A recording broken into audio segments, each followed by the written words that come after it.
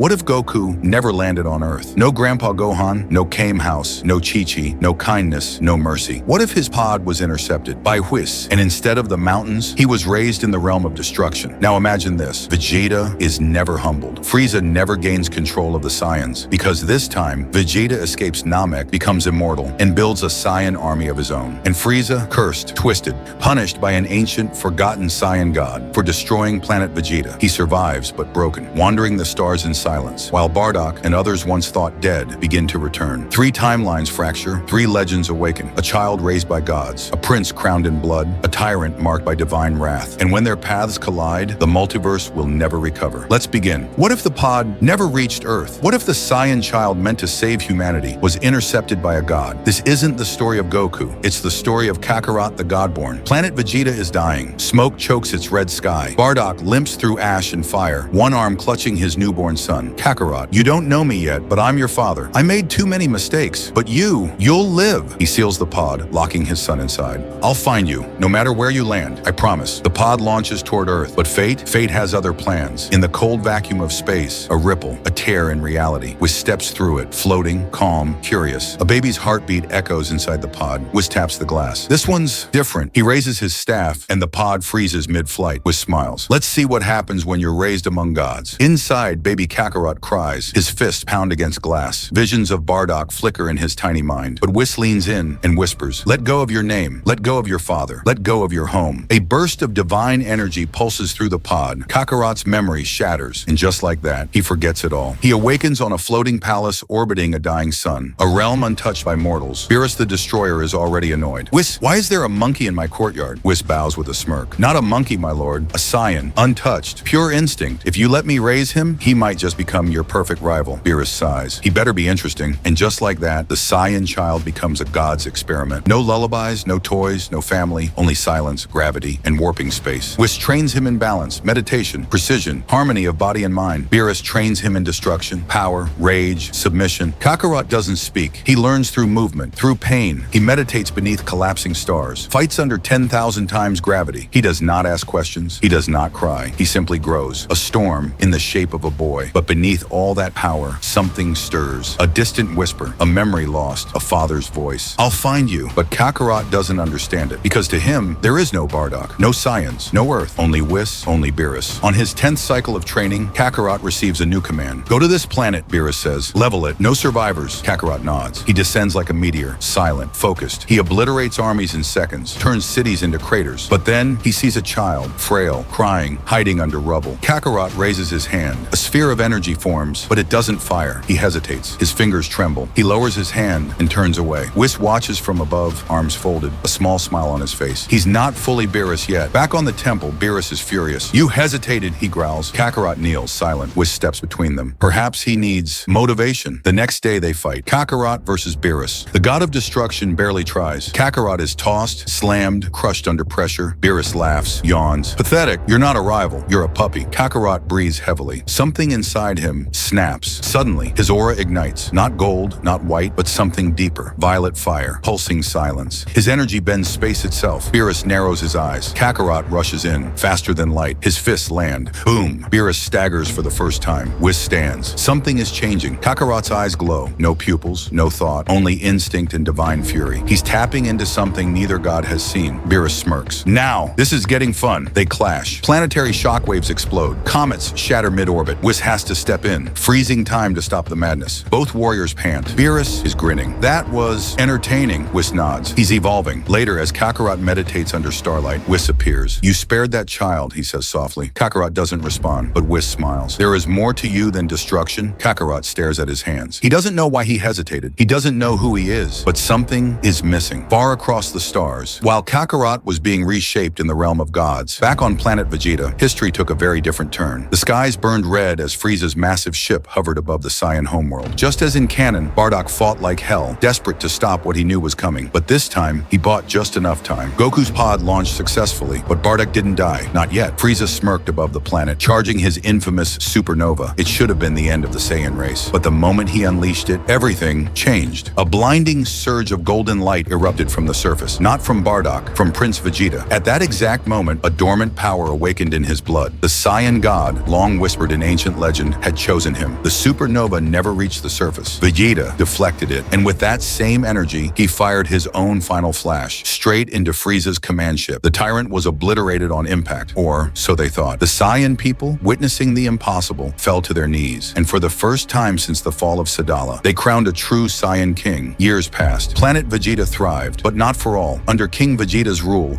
only the strongest were honored. Low-class warriors were cast aside. Children with weak power levels were sent to wastelands. Saiyan pride became obsession, and Bardock watched quietly. He knew his people were safe, but at what cost? In the shadows, Frieza's most loyal men, Dodoria and Zarbon, survived the blast. They had seen their master die, but also felt something was off. Frieza's ki never fully vanished. Something ancient was protecting him. Something vengeful. Meanwhile, Bardock had never forgotten. His son, launched into space, was out there alone. And even though the planet was saved, he couldn't shake the feeling that Goku's fate was meant for something greater. Then it happened. A signal picked up from deep space, a planet called Namek. Rumors of a power even gods once feared. Vegeta, power-hungry and unsatisfied, couldn't resist. He launched an elite battalion. Bardock volunteered, but was denied. Vegeta no longer trusted him, but Bardock had already made up his mind. With his old space pod, he took off in secret toward Earth. Meanwhile, aboard a ruined asteroid far beyond known systems, something twitched in a dark chamber. A disfigured form, barely breathing. Frieza, still alive, still scheming, and still burning with hate. This universe is changing. One raised by destruction, one crowned by fear, and one returning to reclaim his son. But when all three paths collide, even the gods won't be able to stop it. Will Kakarot remember who he really is? Will Bardock reach him before it's too late? And what twisted evolution has Frieza undergone in the dark? If you have come, if far, I hope you like this video